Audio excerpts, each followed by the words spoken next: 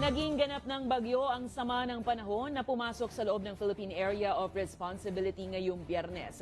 Ayon sa Pag-asa, huling namataan ang Tropical Depression Jenny sa layong 1,400 kilometers silangan ng southeastern Luzon. Taglay nito ang hangin na 45 kilometers per hour at pagbugso na aabot ng 55 kph.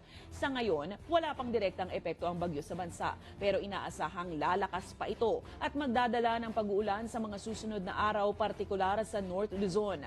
Simula naman sa linggo ay palalakasin rin nito ang habagat na magpapaulan naman sa Central at Southern Luzon. Nakikita po natin from Sunday until Monday, possible po na mag-intensify siya into a severe tropical storm category and generally kikilos na po northwestward sa may silangang karagatan ng Northern Luzon area.